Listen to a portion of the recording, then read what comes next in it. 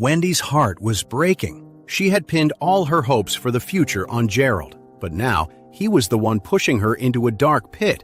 What made it even worse was that Gerald hadn't just used her and tossed her aside. He was showing open contempt for her in front of everyone. It was almost too much for her to bear. In response to her tearful accusation, Gerald said coldly, his expression dark, "Don't make a scene. People break up. It's normal. This isn't about respect." Seeing Wendy causing a scene, Charlie started to walk over, calm. When Gerald saw Charlie approaching, his face went pale with fear. He was terrified Charlie would be annoyed by the drama. He quickly explained, "Mr. Wade, please don't mind her. She's just a shameless woman making a scene.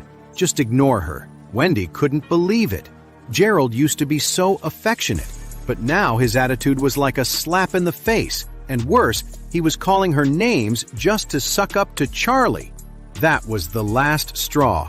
Her patience snapped, and she shrieked hysterically. "Who the hell is Charlie? He's just a worthless live-in son-in-law. Why is every single one of you bowing down and kissing his feet? Why?" Gerald was stunned. He snarled, "Shut your mouth, you witch! Who do you think you are, talking about Mr. Wade like that?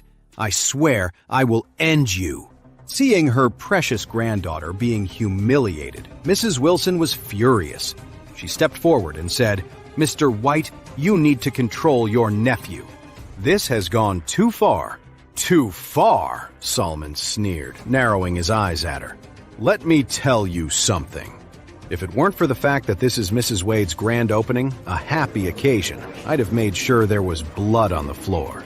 For what she just said, I would have broken her legs." Solomon then turned his glare on Mrs. Wilson. "And who are you to tell me to control my nephew? Don't think I don't know what you did.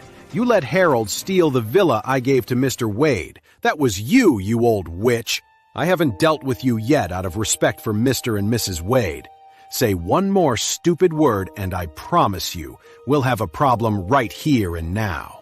A chill ran down Mrs. Wilson's spine, and her legs suddenly began to tremble.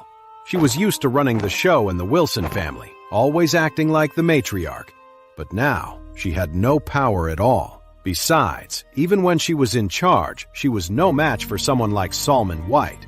If Solomon really decided to get violent, there was nothing she could do to stop him. Mrs. Wilson panicked, fearful, and quickly stammered, "Mr. White, I just got a little carried away. Please, don't take it personally." Solomon shot her a disgusted look, disdainful, and said, "Just get out of here." Mrs. Wilson scurried away immediately, ashamed. But Wendy, after one crushing blow after another, had completely lost it. Broken. She suddenly lunged at Gerald, wrapping her arms around him, crying and begging, desperate. "Gerald, why are you being so cold to me? I've always loved you. I love you so much. My body, my heart, everything I have is yours. Why are you leaving me? I'm begging you, give me another chance, please. Let's start over, okay?" As she clung to him, Gerald struggled to push her off, irritated, his face a picture of pure annoyance. He knew the Wilson family was a bunch of fools who had tricked him and nearly made him an enemy of Mr. Wade. Luckily, Mr. Wade was the bigger man and let it slide. If he hadn't, it could have ruined the entire White family. And now, Wendy had the nerve to come crawling back to him. Disgusted?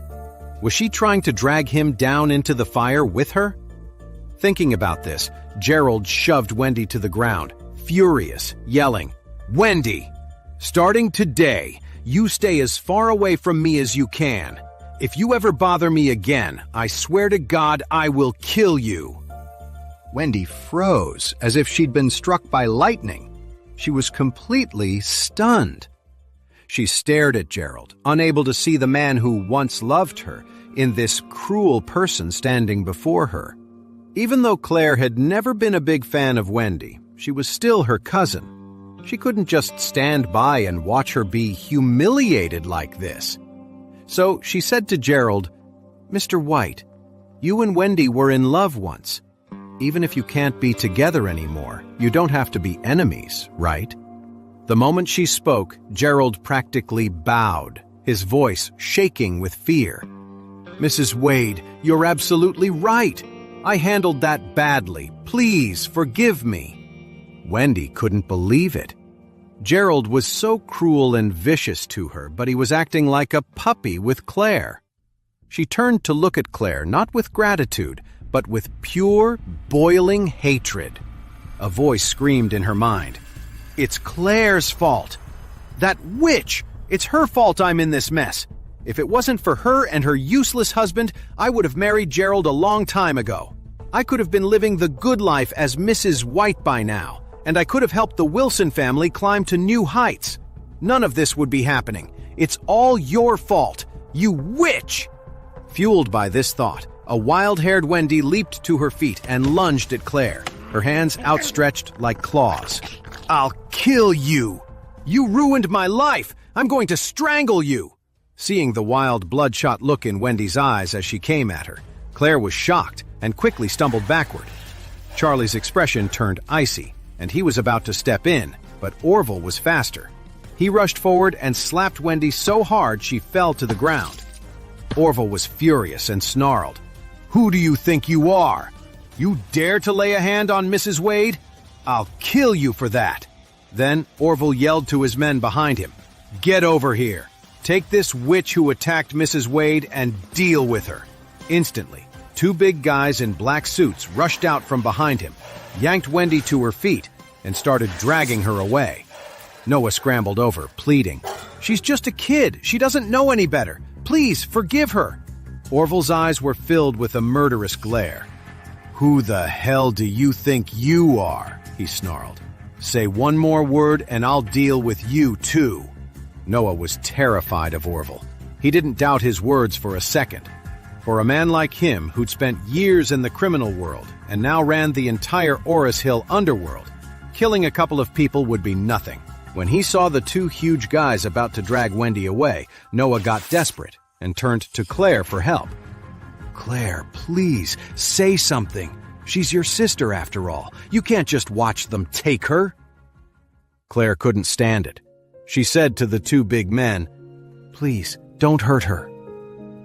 Wendy just got confused for a moment. She didn't really mean to hurt me. Even though Wendy disgusted her sometimes, she was still her cousin. Hearing this, Orville turned to look at Charlie, waiting for his command. Charlie gave a small smile and said, "Do what my wife says." Orville immediately announced, "Since Mrs. Wade has spoken, let them live." Charlie nodded and then turned to Mrs. Wilson. "I told you before, you aren't welcome here. If you know what's good for you, you'll leave on your own. Otherwise, I'll have Orville's men throw you out." Mrs. Wilson was trembling with rage, so unsteady on her feet she could barely walk. But she didn't dare to stay. She had no choice but to let Noah Wilson help her leave quickly, terrified of being beaten. Wendy, however, was still hysterical. She screamed, "I'm not leaving! I'm not leaving! I'm going to strangle that witch, Claire! Let go of me! Let me at her!" Orville, his face dark with anger, kicked her right to the ground and yelled, "I'll cut your tongue out if you don't shut your mouth!"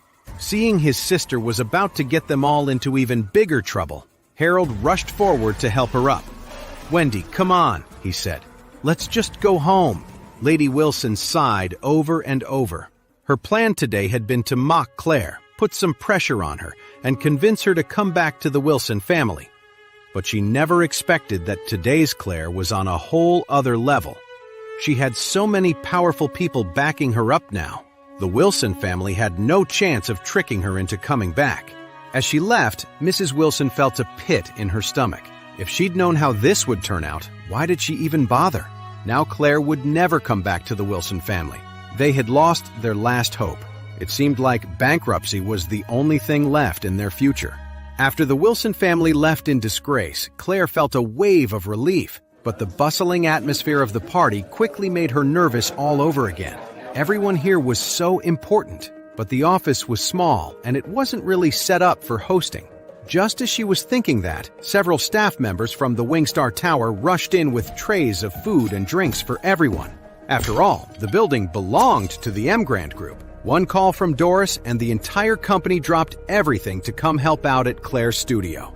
Doris walked over to Claire and said, "Mrs. Wade, the Wingstar Tower is an M Grand Group property. Since you chose to start your business here, it's only right that we show our support." Then she gestured to a middle-aged man next to her. "This is Xander Burton, the manager of the Wingstar Tower. I've already spoken with him. We're going to start asking the other tenants on this floor to move out, so your company can have the whole space." Claire quickly waved her hands, looking flattered but flustered. "Doris, you really don't have to do all this. I just have a small studio. I could never use a space this big, and the cost would be way too high. I can't afford it." Xander Burton quickly handed her a check for $180,000 and said, "Mrs. Wade, this is your prepaid rent for the first year. From now on, all the rent, utilities, property fees, and even the air conditioning and heating costs will be covered by us." Hey amazing viewers, it's Charlie here. Thanks for sticking with us. By the time of the release of this video, only 11% of our viewers have joined the party by subscribing, and 89% of you might miss out on our next mind-blowing video. So what are you waiting for? Hit that subscribe button and join the exclusive club.